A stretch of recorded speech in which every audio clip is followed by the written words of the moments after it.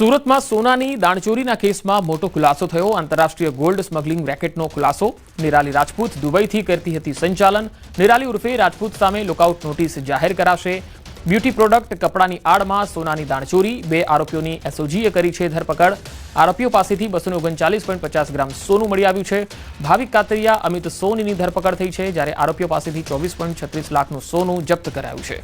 અમિત સોની અગાઉ સ્મગલિંગમાં ઝડપાયો હતો। અમિત સોની સામે સાયબર ફ્રોડના પણ 4 કેસ છે। હવાલા મારફતે સોનાના રૂપિયા ચૂકવ્યાની આશંકા છે। दो कबूतर उड़े हैं और दुबई से प्लेन में अहमदाबाद और अहमदाबाद से ट्रेन में सूरत આવવાની ઇન્ફોર્મેશન સુરત એસઓજીને મળી હતી, જેના આધારે એક ગોલ્ડ સ્મગલિંગનું આખું રેકેટ ઝડપાયું હતું। સુરત રેલવે સ્ટેશનથી ભાવેશ નામના એક આરોપીની ધરપકડ કરી હતી અને આરોપીની પૂછપરછ દરમિયાન નિરાલી રાજપૂત નામની એક મહિલા જે સુરતની છે, દુબઈ બેઠી બેઠી આ સોનાની સ્મગલિંગનું કામ કરે છે। અકરમ નામનો આરોપી 2 કિલો સોનું લઈ આવ્યો હતો અને ભરૂચ અથવા અંકલેશ્વર ઉતરી ગયો હતો। જોકે આ સમગ્ર સોનાનો મુદ્દામાલ સુરતના અડાજણ ખાતે રહેતા અમિત સોની નામના વ્યક્તિને આપવાની વાત સામે આવી હતી। જોકે પકડાયેલા ભાવેશની ધરપકડ બાદ કોર્ટમાં રિમાન્ડ મેળવ્યા હતા અને રિમાન્ડ દરમિયાન અમિત સોનીનું નામ સામે આવતા સુરત એસઓજી પોલીસે તેની ધરપકડ કરી છે। ખાસ કરીને છેલ્લા લાંબા સમયથી આ લોકો દુબઈથી સુરત સોનાના સ્મગલિંગનું રેકેટ ચલાવતા હતા અને કહી શકાય કે આ રેકેટમાં સોનું લાવ્યા બાદ અહીંયા વેચાણ કરતા વેપારીને કિલોએ 15 લાખનો ફાયદો થતો હતો। ખાસ કરીને લાંબા સમયથી આ રેકેટ ચાલી રહ્યું હતું, પણ એક પછી એક રેકેટ ઝડપાઈ રહ્યા છે, ત્યારે વધુ એક રેકેટનો સુરત એસઓજી પોલીસે પર્દાફાશ કર્યો છે। કેમેરામેન જીગર ગુગલ સાથે કીર્તેશ પટેલ, ન્યૂઝ 18 ગુજરાતી, સુરત। મહેસાણાના ઊંઝામાં એપીએમસી ચેરમેનની ચૂંટણી જાહેર કરાઈ। ડિરેક્ટરની ચૂંટણીના 9 મહિના બાદ જાહેરાત। 26 સપ્ટેમ્બરના રોજ ચેરમેનની ચૂંટણી યોજાશે। હાલ એપીએમસીમાં લાંબા સમયથી વહીવટદારની જે છે એ નિમણૂક થઈ રહેલી છે અને તે જ વહીવટ કરી રહ્યો છે, ત્યારે એપીએમસી ચેરમેનની ચૂંટણીમાં હવે 9 મહિના બાદ જ્યારે જાહેરાત થઈ છે, ત્યારે 26 સપ્ટેમ્બરના રોજ આ ચેરમેનની ચૂંટણી યોજાવાની છે। વધુ માહિતી સાથે સંવાદદાતા કેતન પટેલ મહેસાણાથી જોડાયા છે। કેતન, એપીએમસીની ચેરમેનની જે ચૂંટણી છે કેટલી મહત્વપૂર્ણ છે અને હવે કોણ કોણ ઉમેદવારો હોઈ શકે? ચોક્કસથી જણાવી દઉં કે આગામી 26 સપ્ટેમ્બરના રોજ સવારે 11 કલાકે ઊંઝા એપીએમસી ખાતે આ ચૂંટણી યોજાશે। ઘણા સમયથી આજે જીતેલા ઉમેદવાર હોય છે તે આ ચૂંટણી રાહ જોઈ રહ્યા હતા, પરંતુ ક્યાંક ને ક્યાંક 9 મહિના જેટલો જે સમય હોય છે તે વીતવા છતાં પણ તેનું જે જાહેરનામું હોય છે તે બહાર નહોતું પાડવામાં આવ્યું, પરંતુ ગત રોજ આ માહિતી મળી રહી છે કે આગામી 26 સપ્ટેમ્બરના રોજ આ જે ચૂંટણી હોય છે યોજાશે। આ ચૂંટણી ખૂબ જ મહત્વની છે, કેમ કે એશિયાની જે મોટામાં મોટી એપીએમસીમાં છે તેમની ગણના હોય છે આ ઊંઝા એપીએમસીની થાય છે। કરોડો રૂપિયાનું ટર્નઓવર ઊંઝા એપીએમસી કરતી હોય છે। અત્યાર સુધી જે વહીવટદાર હોય છે વહીવટ કરતા હતા, પરંતુ હવે જ્યારે ચૂંટાયેલા સભ્યો હોય છે તે આગામી દિવસમાં વહીવટ કરશે, એટલે ચોક્કસથી જે લોકો હોય છે તેમાં પણ ઘણી આશાઓ અને જે જીતેલા ઉમેદવાર હોય છે તેમાં પણ આશાઓ વ્યાપી। જી કેતન, આભાર માહિતી આપવા માટે। વડોદરાના રાજમહેલ રોડ પર મરી માતાના ખાંચામાં દરોડા। એપલના મોબાઈલની ડુપ્લિકેટ એસેસરીઝનું વેચાણ થતું હોવાની બાતમીના આધારે દરોડા પાડ્યા।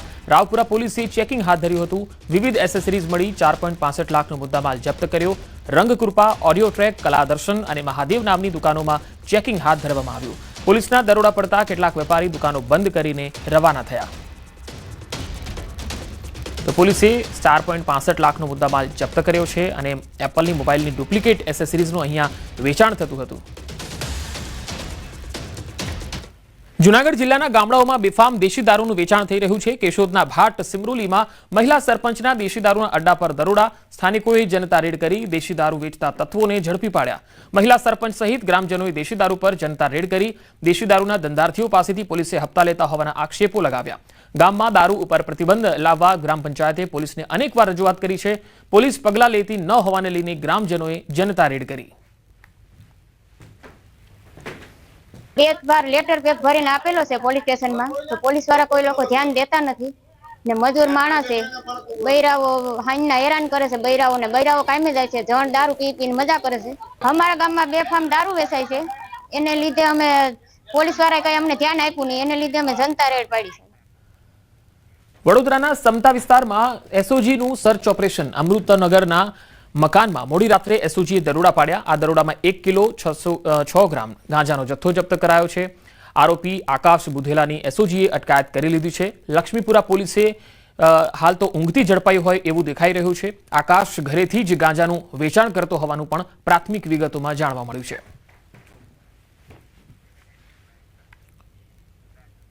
સુરેન્દ્રનગરના સાયલાથી ચોટીલા તરફ જતી પીવાના પાણીની પાઇપલાઇનમાં ભંગાણ થતા પાણીનો વેડફાટ થયો. પીવાના પાણીની પાઇપલાઇનના વાલ્વમાં ખામી સર્જાતા ભંગાણ સર્જાયું. અંદાજે 25 ફૂટ ઊંચા પાણીના ફુવારા ઉડતા આસપાસથી પસાર થતા વાહન ચાલકો અને લોકો પણ જોવા માટે એકત્ર થયા. એક તરફ લોકોને પીવાનું પૂરતું પાણી નથી મળતું, જ્યારે બીજી તરફ હજારો લીટર પાણીનો વેડફાટ થતા તંત્ર સામે રોષ જોવા મળ્યો. સાયલા મામલતદાર તેમજ પાણી પુરવઠા વિભાગની ટીમને જાણ કરતા પાણીનો પ્રવાહ બંધ કરાવ્યો.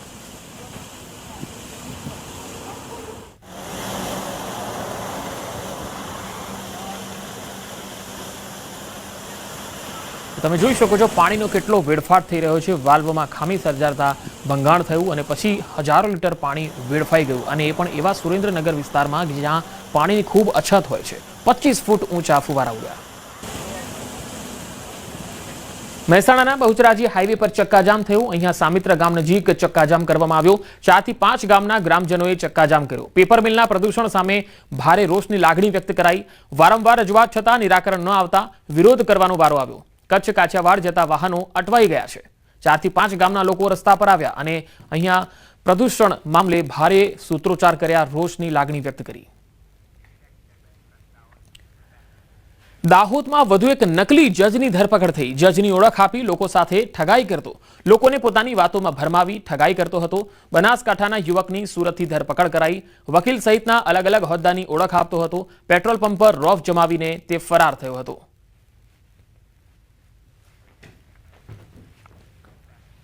બોટાદમાં વધુ એક બોગસ ડોક્ટરનો પણ પર્દાફાશ થયો છે. ચોકડી ગામે મકાનમાં ચલાવતો હતો દવાખાનું. આરોપી હરેશ દેત્રોજાની ધરપકડ કરી લેવાઈ.